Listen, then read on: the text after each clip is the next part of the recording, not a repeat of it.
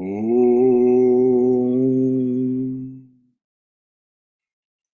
Om.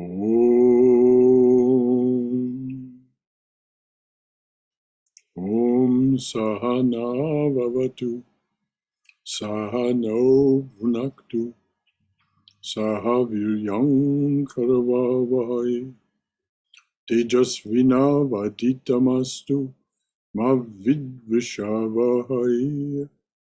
Om Shanti Shanti Shanti.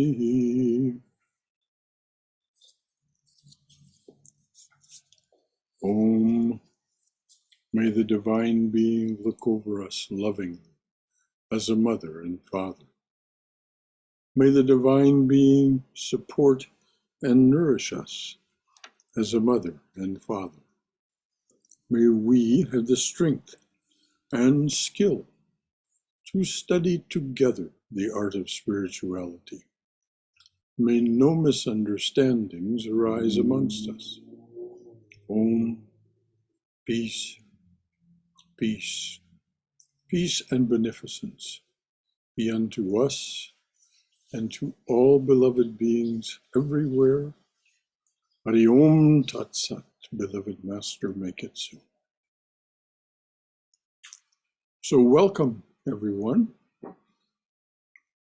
to our Wednesday evening class, where we are reading and discussing the Bhagavad Gita as presented to us by Swami Prabhavananda and Christopher Isherwood. It is a simple translation, that is to say, an interpretation of, an accurate interpretation of what Sri Krishna, Arjuna, Sanjaya, and Dhritarashtra said.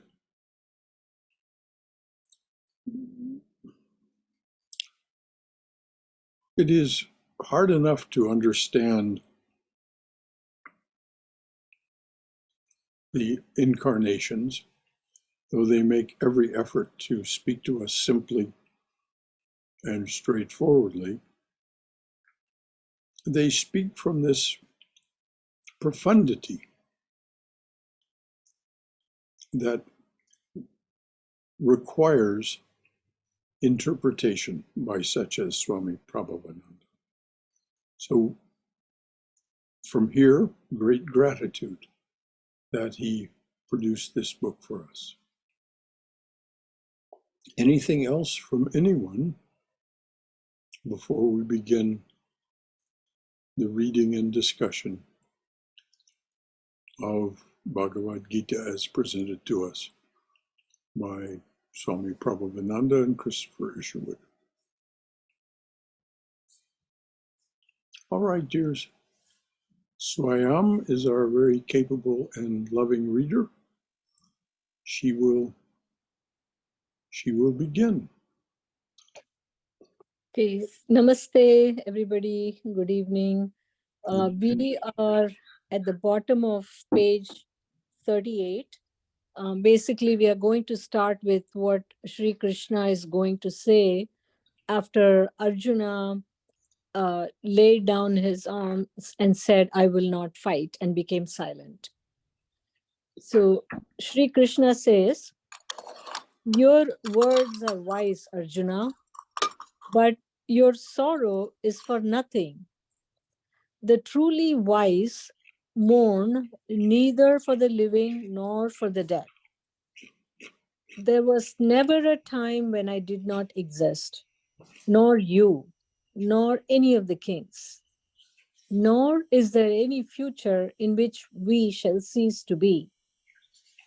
Just as the dweller in this body passes through childhood, youth, and old age, so at death, he merely passes into another kind of body. The wise are not deceived by that. Feelings of heat and cold, pleasure and pain are caused by the contact of the senses with their objects. They come and they go. never lasting long. You must accept them. A serene spirit accepts pleasure and pain with an even mind and is unmoved by either. He alone is worthy of immortality. That which is non existent can never come into being, and that which is can never cease to be. Those who have known the inmost reality know also the nature of is and is not. That reality which pervades the universe is indestructible. No one has the power to change the changeless. Bodies are said to die, but that which possesses the body is eternal. It cannot be limited or destroyed. Therefore, you must fight. Some say this Atman is slain, and others call it the slayer. They know nothing.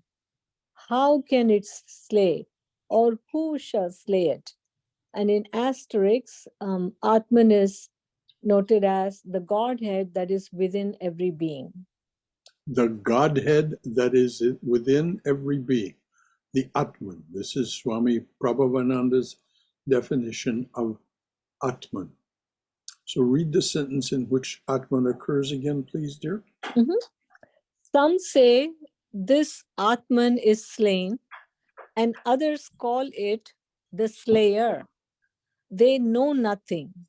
How can it slay, or who shall slay it?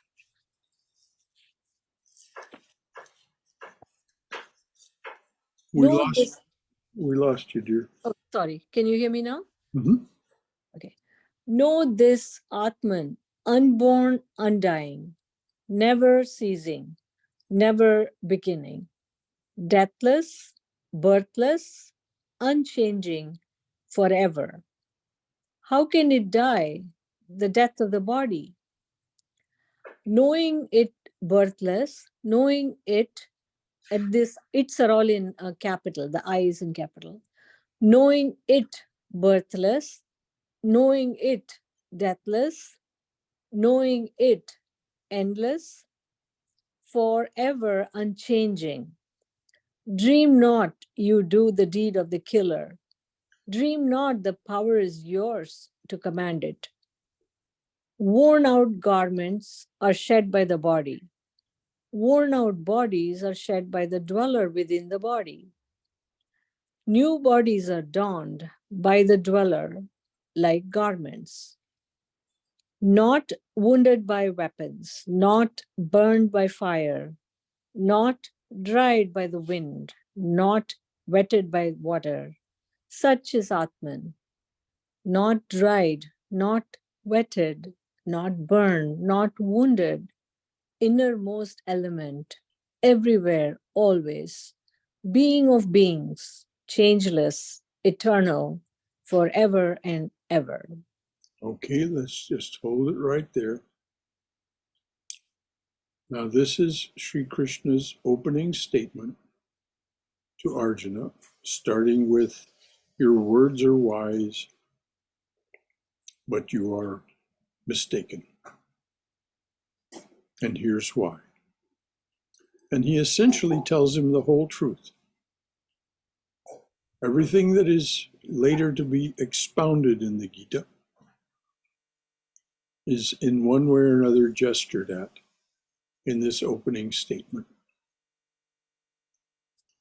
Is there anything that you would like to say, any comment from your own wisdom or experience about what Sri Krishna has said, or any concern that anything that he has said, or any question that it raises for you?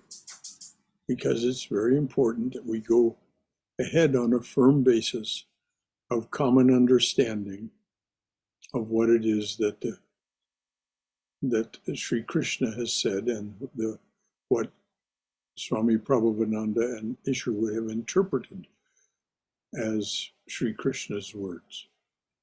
Anything at all from anyone? Yes, Brother Shankara, I do have a question. Yes, dear. And probably it is explainable by the punctuation. That worn out garments stanza, it says, worn out garments are shed by the body, and then there's a colon, and then worn out bodies are shed by the dweller within the body. New bodies are donned by the dweller like garments.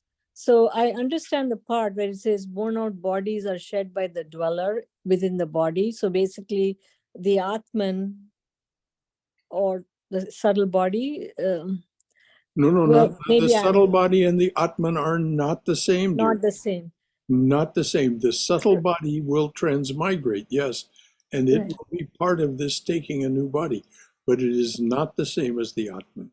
The So who? Atman is the dweller within the subtle body. Okay. So when it says worn out bodies are shed by the dweller within the body, so the Atman Is the dweller, yes. dweller. And so the Atman decides when to shed the body. No, your prarabdha karma decides when to shed the body. The Atman is the witness. The Atman has nothing, wants nothing, does nothing, and knows nothing. It simply experiences, witnesses. Krishna will explain this in detail in chapter 4. This is simply a matter of the Atman is the witness. It does not do anything, have anything, want anything, and for that matter, does not know anything. It is knowledge itself. And so the dweller within the body is the Atman. It wears as a garment both the subtle body and the gross body. The gross body is this garment that is shed. The subtle body also may be shed at the time of liberation. And before that, we are the jiva, that which breathes. And there is a gross breathing and there is a subtle breathing. The subtle body breathes also. It's a different kind of breathing entirely. You experience it when you practice meditation enough. You find that you no longer need to take gross body breaths, but something is sustaining your being, your subtle body, which is that which is acting, that which is meditating. And then behind that is this witness that is the dweller within the body. So does that clarify it, Swayam? I'm still a little confused by the grammar, I guess. It says worn out bodies are shed by the dweller. That makes it appear as if the dweller within the body is actually doing the action of shedding the body. Well, but it isn't, that's not what it means. It simply means that the dweller within the body no longer wears that garment. It's shed. I know we put on and take off clothes. The dweller within the body simply moves on as the garment that it has been wearing falls down, stops functioning, because it's come to the end of its prarabdha karma. That which brought it into being in this incarnation, this embodiment. So there's no need to be confused by the grammar. It doesn't mean that the Atman is doing anything. It simply means that it no longer wears that garment. Oh, okay. I can see why there could be confusion, and this is one of the reasons that we go through this book, because it could seem as if The Atman is doing something. It does nothing. It simply witnesses. It simply experiences. Thank you, Okay. sir. Thank you, Brother Shankar. Anything else from anyone? Any question, any comment, any concern? Yes, Brother Shankara, this is Neera. Yes, Neil. You said the subtle body transmigrates. I understand that. But the Atman, what happens to the Atman when the subtle body transmigrates and the gross body is disintegrated? The Atma stays. What did the Sri Krishna just say? It is eternal, undying. It's always there. It's always. It is the reality of you. It is the actuality of you. You are the Godhead. Tattvamasi, that thou art. So it's always there. And nothing happens to it. It doesn't go anywhere or do Okay. anything. It simply is always there.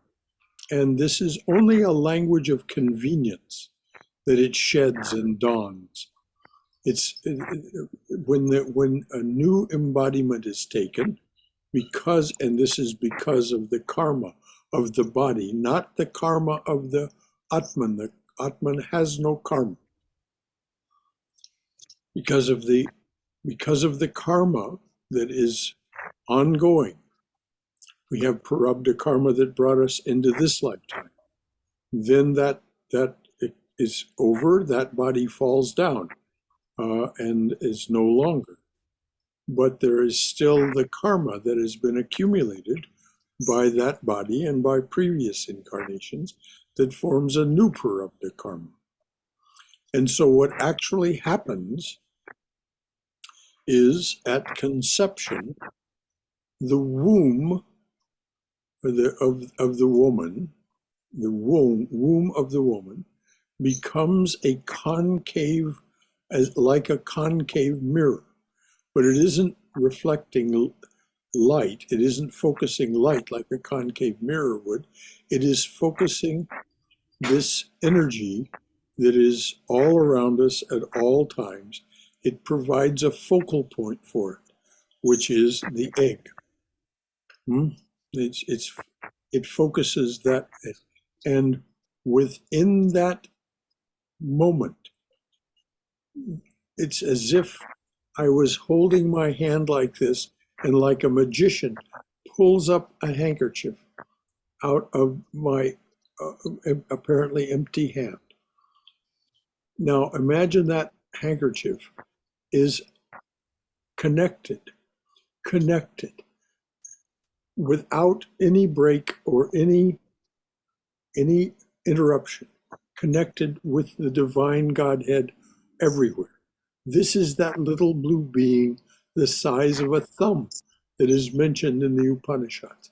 It is pulled up by this vacuum that has been created by this concave mirror of the womb.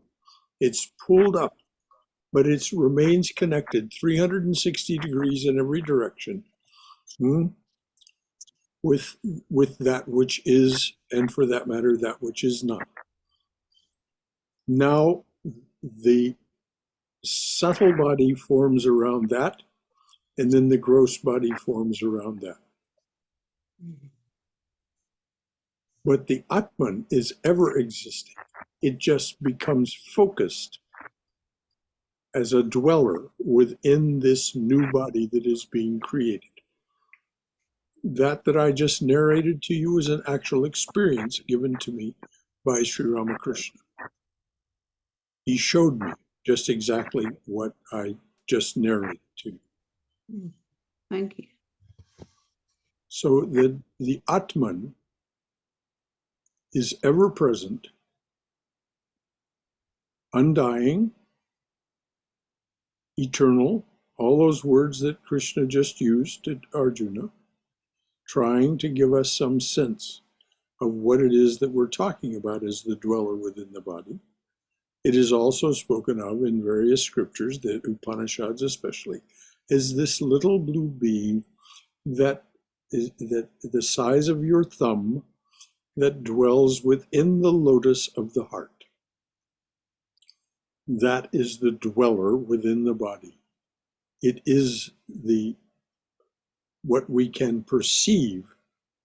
If we actually get to the point where we can perceive this in our profound meditation, we'll see that little blue being, the size of a thumb. And it is radiant. It is radiant beyond all description.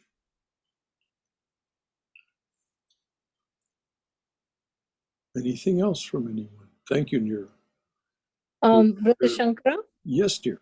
Yeah, so I understand that the Atman is not any kind of material, but for the purpose of imagination, I kind of feel like or think to myself that Atman is this infinite, stretchable kind of material, like fabric. Yeah, that's why I use that handkerchief. I share that with you. That's why I use that handkerchief of the magician analogy. Right. Very good. So yeah, so I was thinking it outpouches into different forms, and when the purpose of the form is done, then the sort of pouching goes back into the original. Well, yes, that little blue being dissolves back into the at the death of the body, the little blue being dissolves back into its eternal, infinite, formless being. There is no form. These forms are taken for the purpose of incarnation, embodiment. This is told to us in the Upanishads, and Sri Ramakrishna triple underlines it. Thank you. Mm-hmm. Anything else from anyone?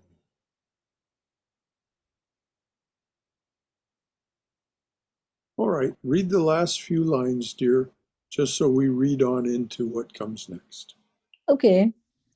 So basically talking about the Atman, he says, not wounded by weapons, not burned by fire, not dried by the wind, not wetted by the water. Such is the Atman. Not dried, not wetted, not burned, not wounded. Innermost element, everywhere, always. Being of beings, changeless, eternal, forever and ever. In other words, it's not a material object. It is this unimaginable by the mind state of being. Okay, dear, sorry. This Atman cannot be manifested to the senses or thought about by the mind. It is not subject to modification. Since you know this, you should not grieve. But if you should suppose this Atman to be subject to constant birth and death, even then you ought not to be sorry. Death is certain for the born. Rebirth is certain for the dead. You should not grieve for what is unavoidable. Before birth, beings are not manifest to our human senses. In the interim between birth and death, they are manifest. At death, they return to the unmanifest again. What is there in all this to grieve over? There are some who have actually looked upon the Atman and understood it in all its wonder. Others can only speak of it, capital I, as wonderful beyond their understanding. Others know of its wonder by hearsay. And there are others who are told about it and do not understand a word. He, capital, who dwells within all living bodies, remains forever indestructible. Therefore, you should never mourn for anyone. Even if you consider this from the standpoint of your own caste duty, you ought not to hesitate. For to a warrior, there is nothing nobler than a righteous war. Happy are the warriors to whom a battle such as this comes. It opens a door to heaven. But if you refuse to fight this righteous war, you will be turning aside from your duty. You will be a sinner and disgraced. People will speak ill of you throughout the ages. To a man who values his honor, that is surely worse than death. The warrior chiefs will believe it was fear that drove you from the battle. You will be despised by those who have admired you for so long. Your enemies also will slander your courage. They will use the words which should never be spoken. What could be harder to bear than that? Die and you win heaven. Conquer and you enjoy the earth. Stand up now, son of Kunti, and resolve to fight. Realize that pleasure and pain, gain and loss, victory and defeat are all one and the same. Then go into battle. Do this and you cannot commit any sin. Okay, let's stop and say, read those things about what are the same.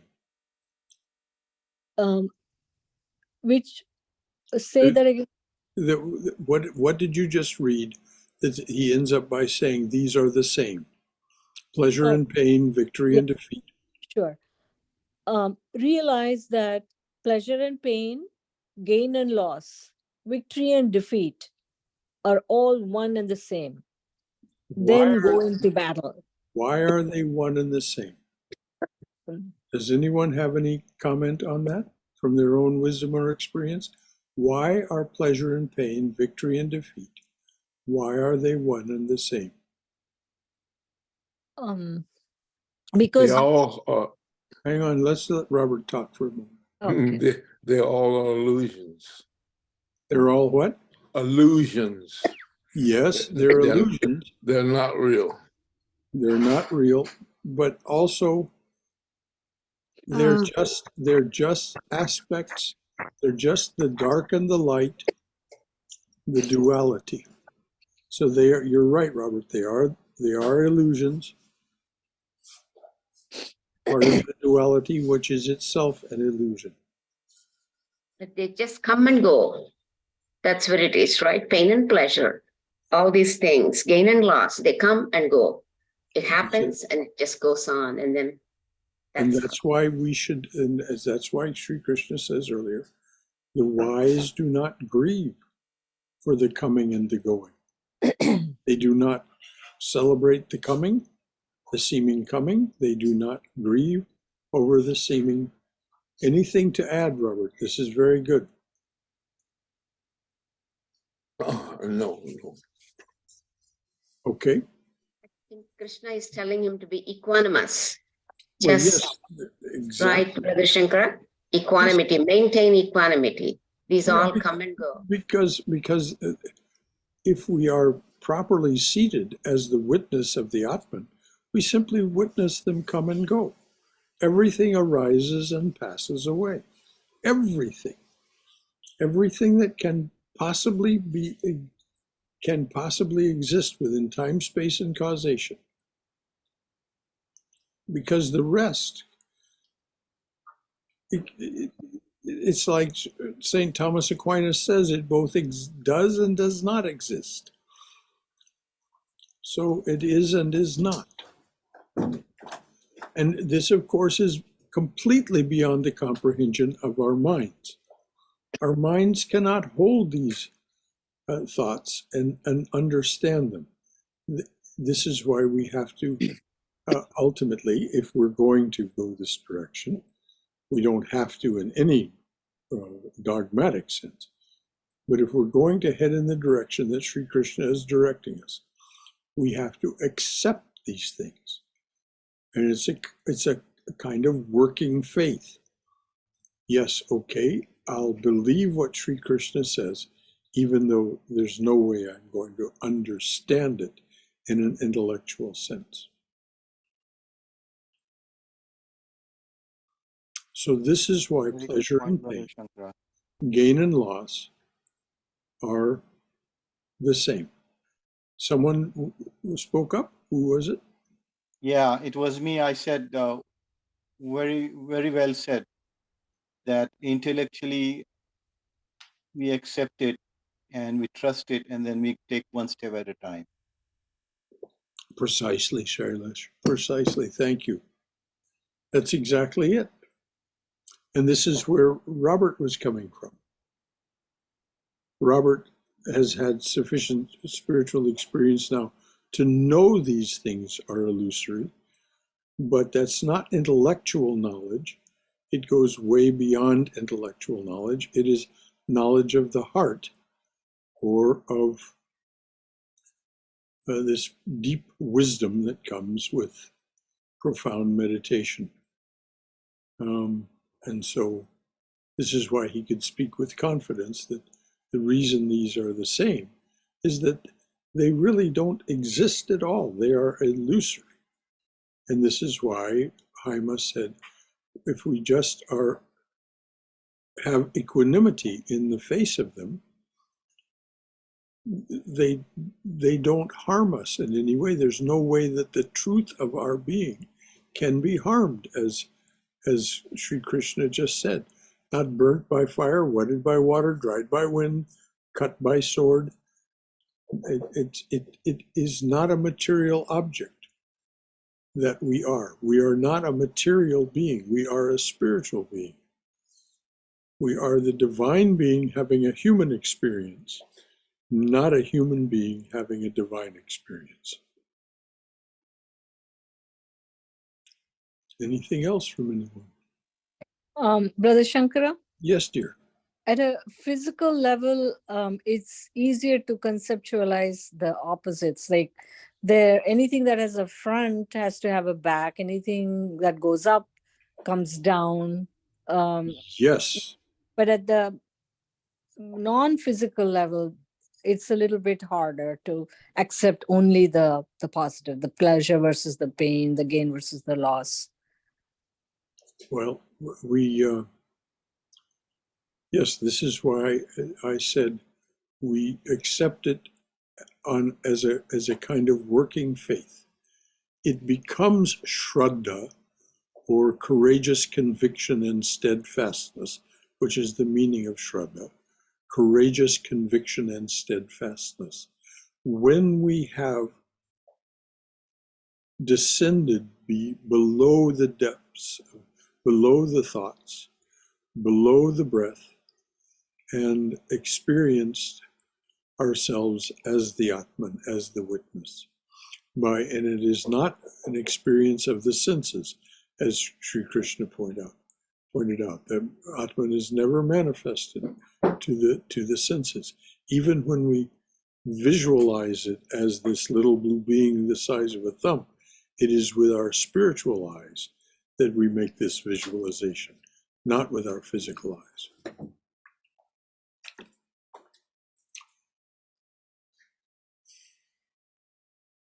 Wonderful. Anything else from anyone? Notice that Sri Krishna has admonished and encouraged Arjuna, both from the spiritual perspective. He's told him the spiritual truth. And then he gives him the material truth, the living, breathing warrior chieftain truth. If you don't fight, you're going to be disgraced. Words will be said about you that should not ever be said. These people will say you didn't do. They won't credit your story about scruples, about not wanting to kill them. They'll just say you were afraid. So he has now given him the spiritual truth about why he must fight and why he shouldn't withhold himself from the fight. And then he gives him his caste duty reasons and what will happen if he doesn't fight. So he's so to speak surrounding Arjuna with the truth of various kinds. And we'll see how Arjuna responds here in a moment. Anything else from anyone? All right, please read on, dear. I'm reminded how Swami Yogeshananda, before he became a Swami during World War II, he was a conscientious objector. Yes. People called him a yellow belly. They just Yep. didn't understand these were his principles. Yes, oh yes, that's exactly. They called him a yellow belly, they called him all kinds of names, and of course he went away to work in a forestry camp. He was, assigned this alternative duty. As a Kanchi, as they called them in those days, these cowardly Kanchis, and they were very harshly dealt with by the people who supervised them. Very few people had any sympathy or understanding for the fact that they were acting from principle. Yeah, you're right. Swami Yogeshananda endured that. Thank you, Ramadas. I'm pretty sure most of the people here with us on screen this evening didn't know that about Swami Yogeshananda. Yeah, there was a movie about that, a guy too. He was conscientious of, I think it's called Heartbreak Ridge. He became a medic and they called him a coward. He ended up like saving a lot of people's lives in a battle. So he wasn't a coward at all. He just did, it was just principles. Yeah.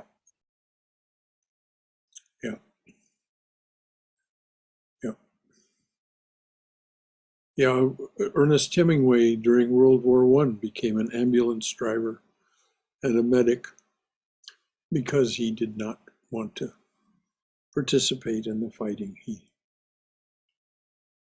Because of his broader view of reality. It's very nicely described in his book, The Sun Also Rises. Anything else from anyone before we go on? Thank you, Brahmadas. All right, dear, please read on. I have explained to you the true nature of the Atman. Now listen to the method of Karma Yoga. And in asterisk, karma, there are 3 parts or definitions. 1, work or a deed.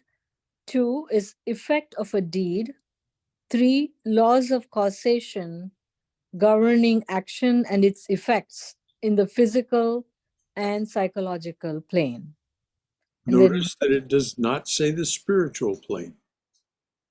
In the physical and psychological or psychic plane.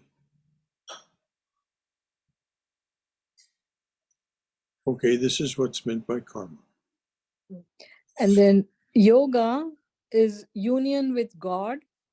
And 2, a prescribed path of spiritual life. The various yogas are therefore different paths to union with God. Karma yoga is the path of selfless, God-dedicated action. And yogi is one who practices yoga. So these footnotes are here because this was published for the broader American public at a time when most people did not know these words at all. Now many of them are commonplace, though often misunderstood, still misunderstood, but nevertheless, very sweet definitions by the Swami of very straightforward, understandable definitions of karma and yoga. Okay, dear? Okay.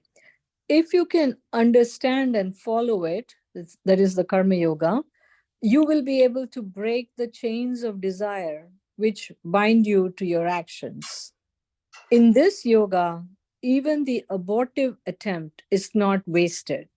Why does it say this? In most of the Vedic ceremonies and rituals where there is a fire sacrifice, a fire ceremony.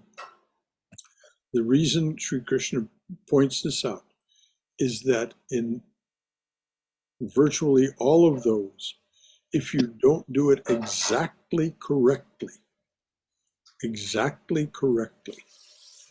there can be an unfortunate result, an abortive result. So please read that again for those of you who didn't understand. This was spoken, remember, 5,000 years ago, when Vedic rituals were very much a part of everyday life for many, many people. They were done by the priests, and they had to be done exactly right, or both the priest and the person who had paid the priest to do it could suffer as a result, because it would be abortive. Sometimes even a 180-degree reversal of the effects. This is what's said. So the intention would be white, and the result would be black. So if you would read that again, please. If you can understand and follow it, Karma Yoga, you will be able to break the chains of desire which bind you to your actions. In this yoga, even the abortive attempt is not wasted, nor can it produce a contrary result. Even a little practice of this yoga will save you from the terrible wheel of rebirth and death. Now notice that this is Sri Krishna, over the course of the Gita, makes a number of absolutely startling and huge promises. Even a little practice of this karma yoga will save you from the terrible wheel of rebirth and death. In other words, even a little practice of karma yoga can result in liberation, freeing you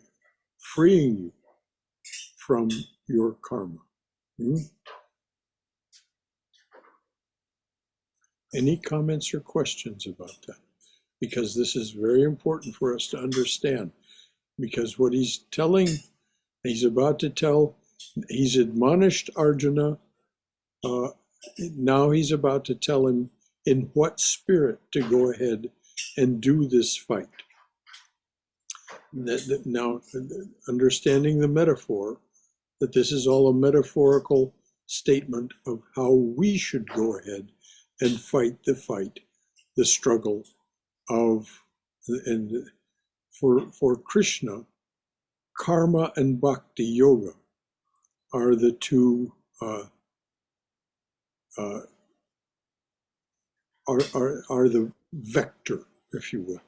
They're the upward rising vector of spiritual achievement and attainment.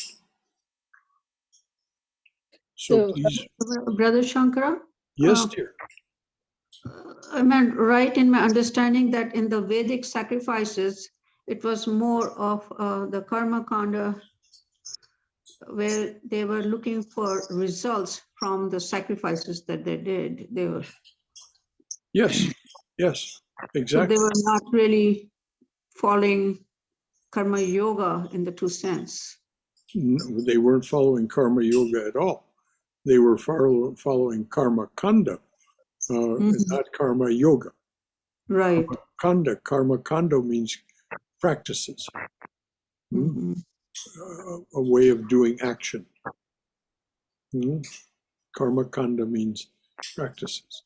And so the Vedic sacrifices definitely were intended to produce a result, and the result was meant to either free the person who paid for the sacrifice, free them from something, free them from persecution or a lawsuit, or Lord only knows what.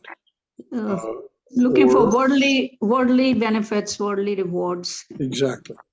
Right. Yes, lower ones. Right. This that Sri Krishna is talking about is the higher, is the spiritual, above the physical and psychological or psychic, as the Swami defined it. Anything else from anyone? Thank you, Neera, for that clarification. Yes, Brother Shankaram, I have a bit of a comment, I guess. Yes.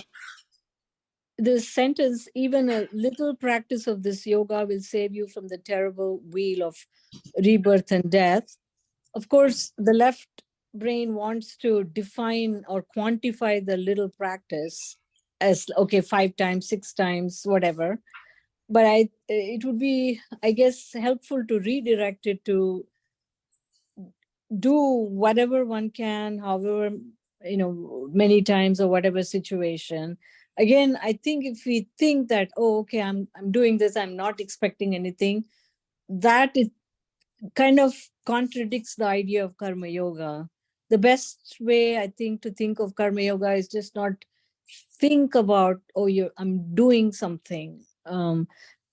Either offer it to the Lord or just, in Hindi, there is a statement like, do good and throw it into the well, sort of, don't think that you did something. Yes, Am I? exactly. Oh, Krishna will explain this in great detail over the next chapters, exactly how to go about this. But you're exactly right. But the reason he says even a little practice of this is what we'll see, is that karma yoga builds on itself. Because you experience the freedom and contentment that comes from freeing yourself from actions and their results. It builds on itself. This is why Sri Krishna says what he says. That's the secret behind what he says, that it builds on itself. But he isn't promising that right away. He isn't saying no, he's just saying even a little practice will free you. The reason is it builds on itself. It is one of those things that it's like exercising. When you exercise, you become stronger. When you become stronger, you can do more exercise, and so on. And so it's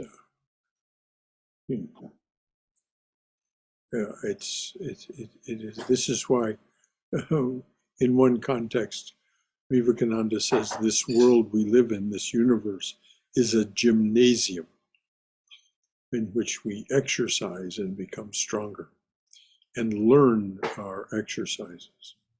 Anyway, without getting off on that. Anything else from anyone before we go on? Yeah, I think this sloka, in this yoga, even the abortive attempt is not wasted, nor can it produce a contrary result. Even a little practice of this yoga will save you from the terrible wheel of rebirth and death. That's, I think, one of the most significant passages of the Gita, because it's a stupendous promise from the Lord himself that you're not wasting your time with this yoga. Precisely.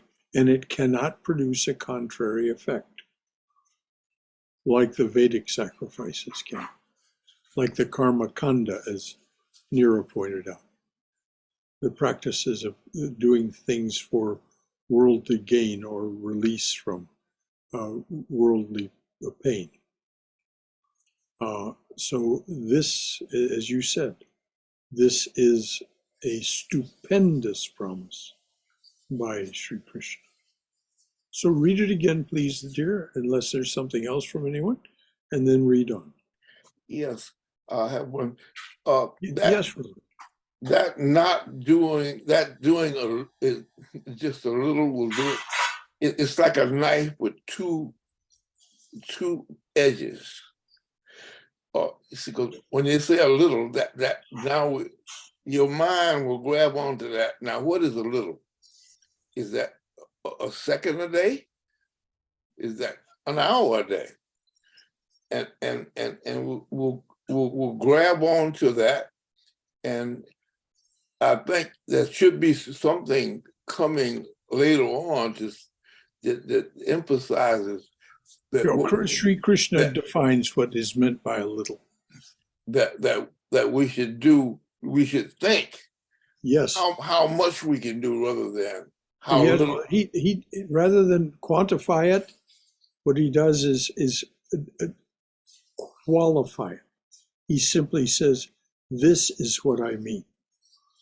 And as I said, he doesn't say so many minutes a day, but he says, "Just do this." And what happens is we do that just a little, as I said. The secret meaning behind what he's saying is that it builds on itself. You find that it's like your practice of the piano, dear. Precisely like your practice of the piano. When you began to practice the piano, you weren't any good years and years and years and years ago. But as you practiced, you got better. And the better you got, the easier it got to become yet better.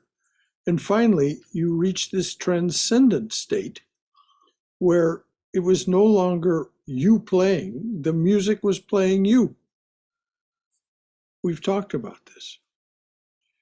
And this is exactly what happens in spiritual life.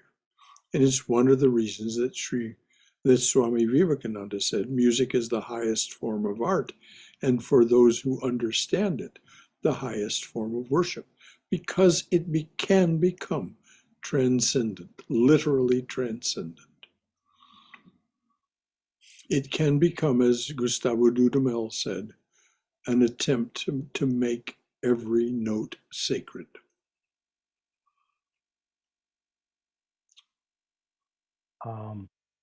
I would like to share a thought, Brother Shankara, and please, dear. Please correct me at the end what you think, because I had the same question what OMG had about the left brain asking to quantify that little karma. And let's take an example, let's say I am where I am right now. I feed stray cats. Okay, one bowl of food every night I feed them. And I go in my life and do all these other things. And I generate my prarabdha karma or agami karma, which is going to come in the future. But this karma is lot. And so let's say all my life, I feed these cats completely selflessly. So this is a good karma I'm creating. But then I'm thinking that, I'm also doing all these things. So obviously I'm not going to get liberated. So my next life comes and I do that same thing. And then again so at certain point, I think the evolution comes to a point where my karma is accumulated good way by feeding all these stray cats. And then somewhere the consciousness kicks in. There is some kind of a thing says that, you know what, let's stop doing all this prarabdha karma. Let's reduce that bad karma or whatever which is tying you up to the world. And so now my prarabdha karma reduces. And then I come to a point where I'm just feeding. One life comes where I'm just doing good karma, selfless karma. And then at the end, I realize that, okay, this is what it is. And I become a Jivan Mukta and I'm liberated. So my thought is that— Speaking of cats, look who just showed up at my window. So my thought is that it's kind of little misleading, if I would like to use that word, though it is strong word, that with little you will get liberated. It doesn't mean that you're going to get liberated in this life. Oh, yes, it does. Yes, it does. I don't know, Brother Shankar. I think. I mean, just take this example. Let's say, No. Hold on. You said, let me correct you. Yeah. Okay. Shailesh, I'm correcting you. Okay. Not from here. From Swami Prabhavananda, from Swami Swahananda, from Swami Brahmananda, from Ramakrishna himself. It does mean now, this lifetime, free you from the wheel of rebirth and death. Even a little practice, and Sri Krishna will tell you what is meant by a little practice. a little practice means, well, I'll let him say it. I won't preview it. But dear heart, you wrote this scenario, this little story, this short story of feeding the cats lifetime after lifetime and what the results would be. That's just the tiniest part of it, the actual action, what is going on within you is far more important and more powerful. The reason you're motivated to feed these cats, you're not trying to get anything from doing this. The cats can't give you anything other than this simple joy of giving them some food and keeping them from starving. You've also provided some housing for them. You've told me your experience of these stray cats that you're taking care of. You actually allow one of them to come in the house and so on. So it's not that you're wanting anything from the cats. The cats have nothing to give you other than the simple joy of being with a cat. So there's something more powerful going on. That more powerful is what grows and grows and grows as we practice a little. And after a time, as Sri Krishna says, you become dear to me and I free you. We don't free ourselves. We do not free ourselves. As Christ said, ye have not chosen me, I have chosen you. So we just do what we're told to do. It builds on itself. And at some point, as Sri Krishna will say to us over and over, you become very dear to me. And because you are dear to me, you come to me. And you do not experience the need for embodiment anymore. I have freed you from all that. Over and over, he says it in the Gita. Over and over. In various contexts and in various ways.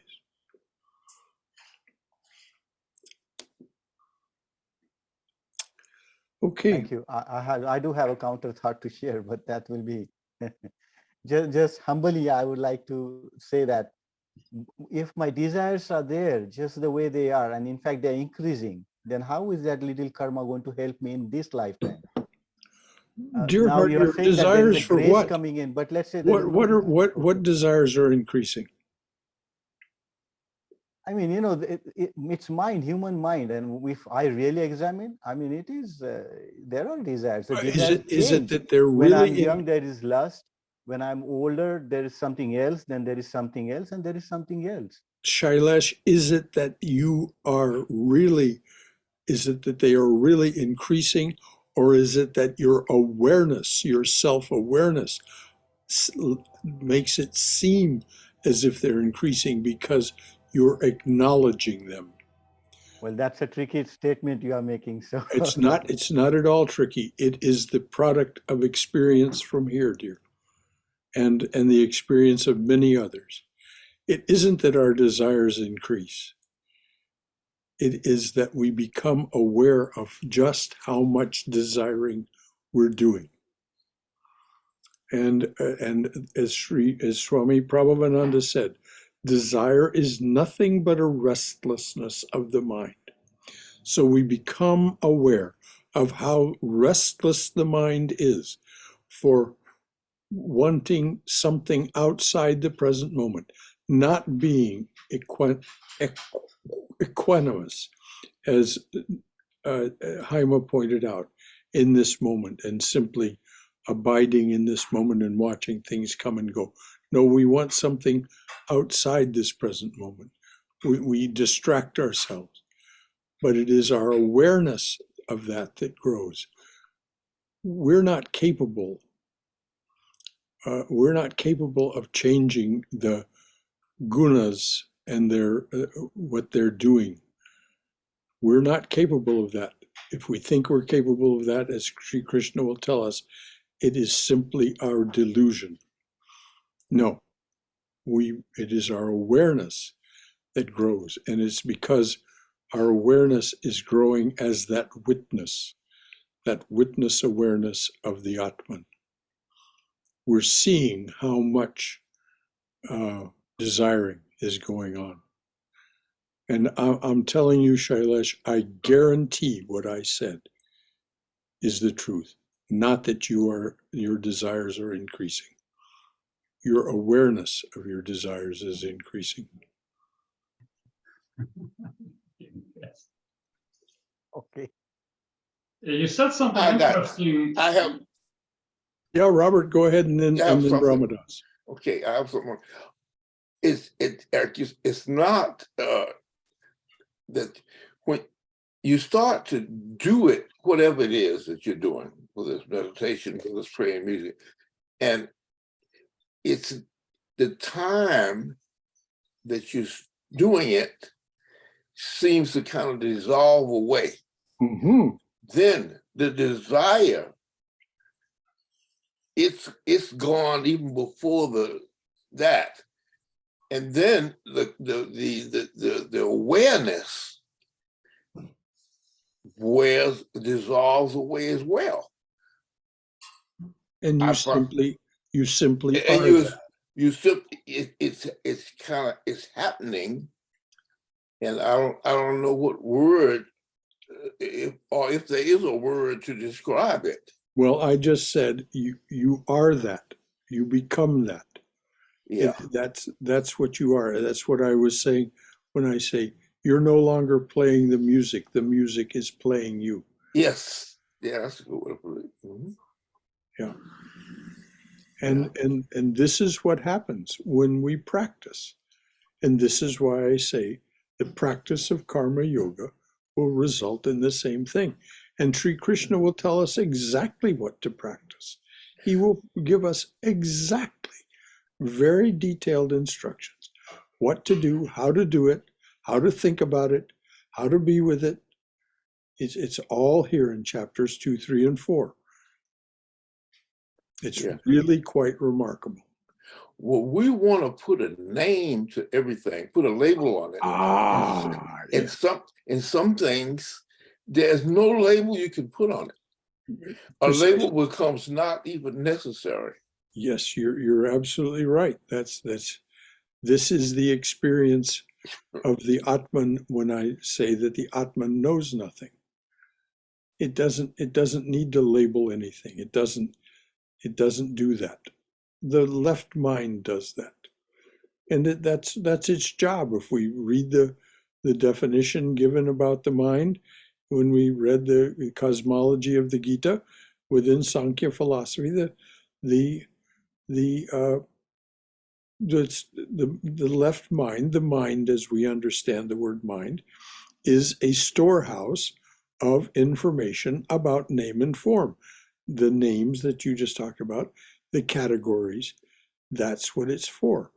We won't go into why it's kind of escaped those boundaries, but that's what's happened. So Brahmadas, something else from you, dear.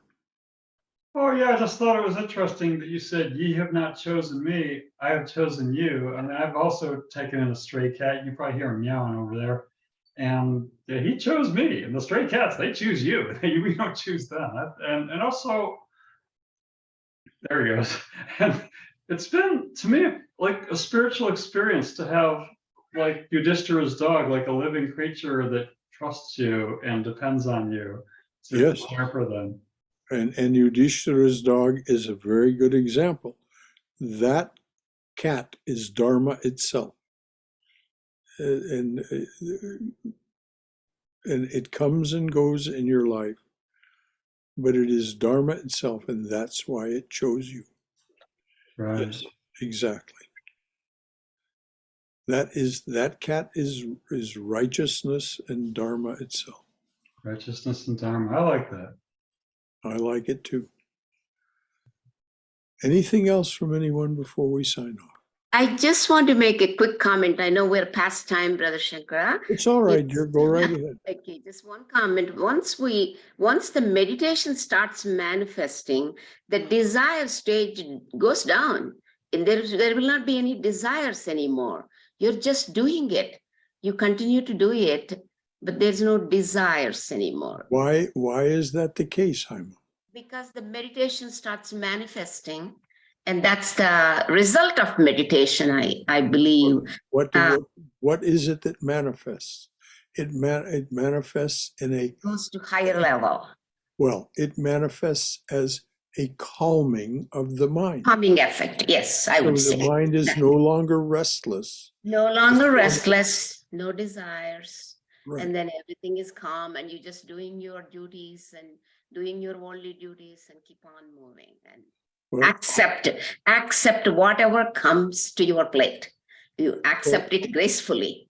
well, this is exactly, yes, this is exactly what happens. And as I say, Sri Krishna will explain to us Yes, he does explain what to do, right how after. to do it, and how to get there.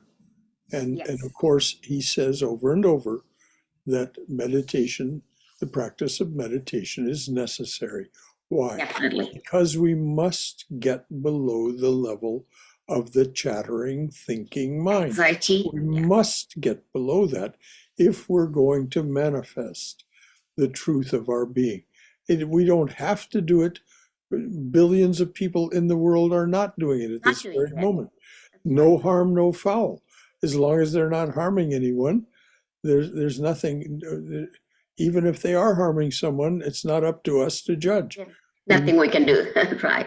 We may want to curb their antisocial behavior because of our laws, but and we don't condone it, but neither do we judge it.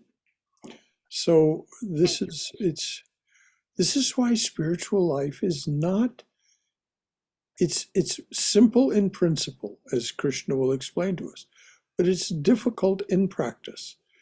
And this is one of the things that is brought up to us by Shailesh and Haima, and I mean not Haima, Swayam, and Nira occasionally. The difficulties of trying to, particularly if you have a strong left mind, if you practiced using your left mind to master the game of life, it's hard to rise above it or sink below it, actually, is what actually happens in meditation, because it continues to want to hold our attention. But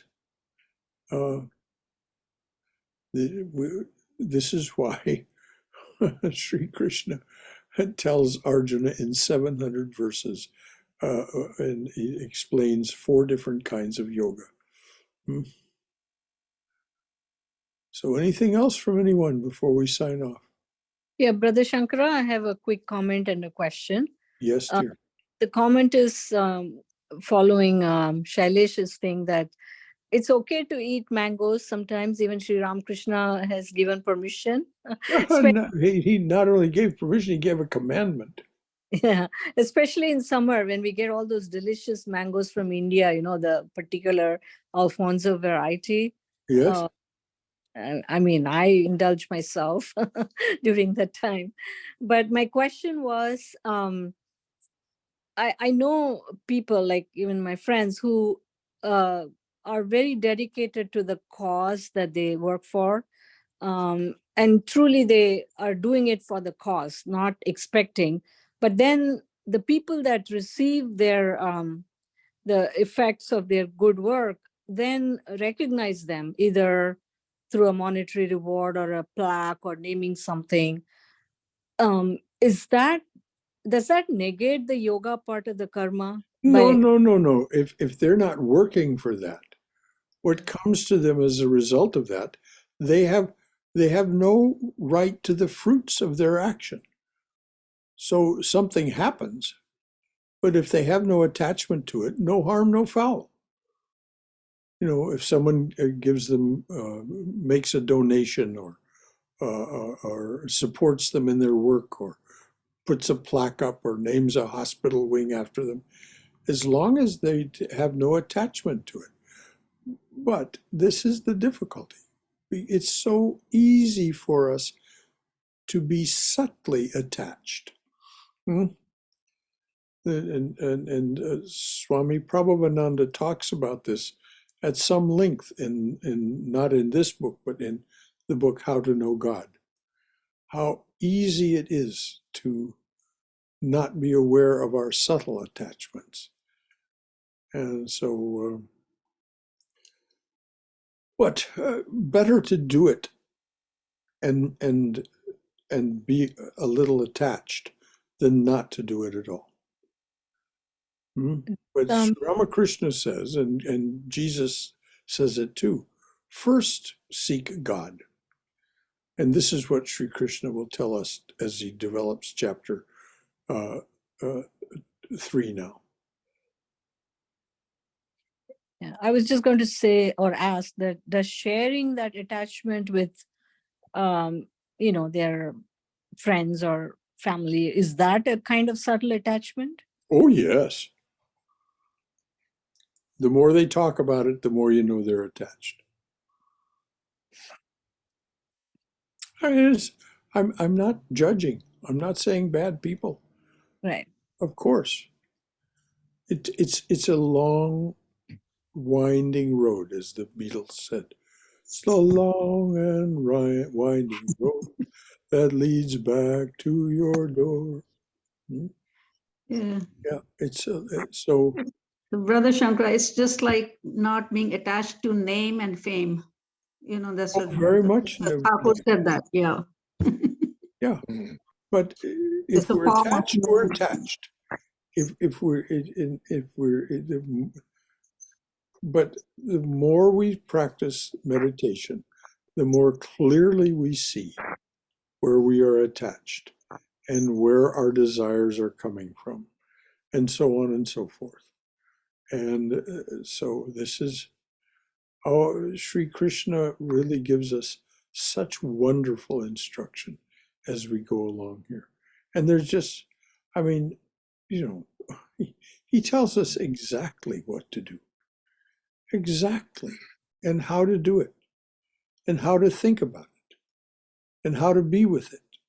And how to meditate on it. He tells it all. Brother Shankara, Yes. If you can really look at yourself, your friends, your community, society as a whole, and if you can be really objective with that, mankind has a long ways to go. Well, yes, but this is why this dark age is ending and a new age is dawning, where it will be much easier to live in the world, and these things will be easier to learn. It's also the other side of that is that life is so easy. There's not as much motivation. There's not as much suffering, so there's not as much motivation to learn it. It's easier to learn, but because you don't suffer so much, you don't have the kinds of sufferings.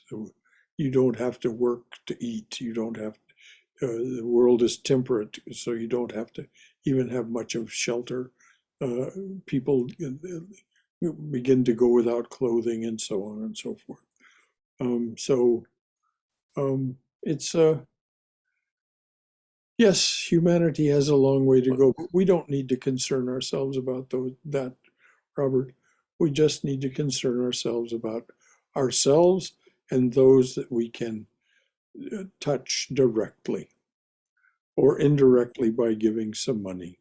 Like if you can give some money to the organizations that are working in Turkey and Syria, for that matter, the organizations that are serving the suffering people in Ukraine, all the better. But we don't, our compassion should reach no further than our actual ability to have some effect. Because then we're actually being sentimental. when our compassion reaches beyond our ability to have some direct or indirect positive effect. As Swami Prabhavananda said, if we could just look at the things of the world objectively and see ourselves as the Atman, if we could just look at the things of the world objectively and see ourselves as the Atman, everything would pass by and be all right. And by that, pass by and be all right means we would be liberated. That's what he means. If we can truly see ourselves as the Atman, liberation is a hair's breadth away. Anything else, dears? Yeah, Brother Shankar, I just wanted to share, I was very touched by this news that I heard that this lady in Charlotte, North Carolina started this tradition or whatever, I'm not getting the right word, of sending flowers on Valentine's Day to widows. And that apparently has caught on. So now a whole bunch of volunteers come to her backyard to put together those bouquets, and they delivered flowers to like so many widows. And that has caught on and is spreading to other cities as well. And I thought, I mean, that really touched my heart. She was, How there's so sweet. many, Yes. yeah. There is a way to gladden the heart of one person, that each widow, by the actions that are done by these people. And that's wonderful, as Swami Vivekananda pointed out.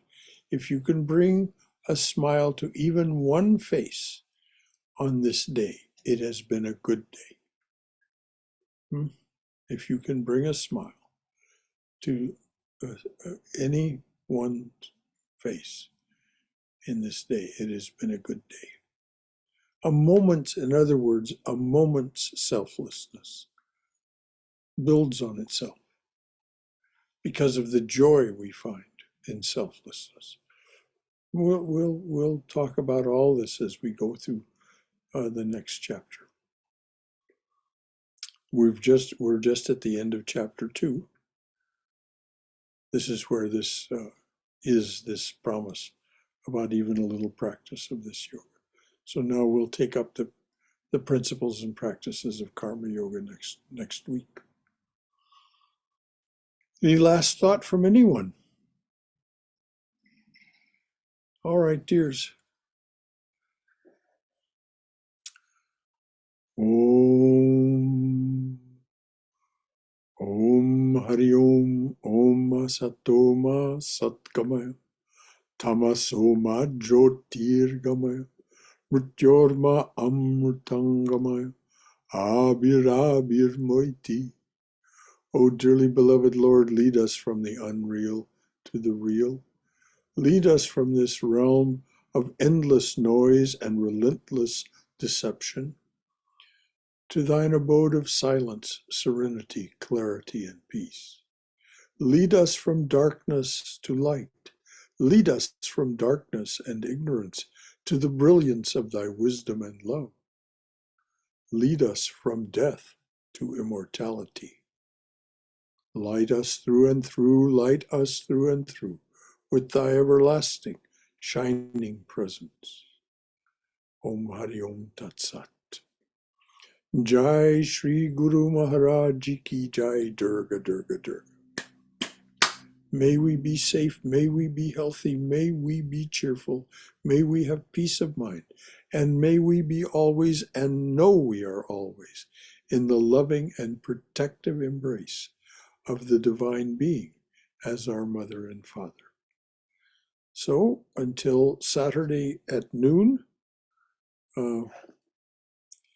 or this coming Sunday at 11, when the topic is the keys to the treasure box are yours for the asking. All right. Until then, Jai Ma, Jai Ma, Jai Ma.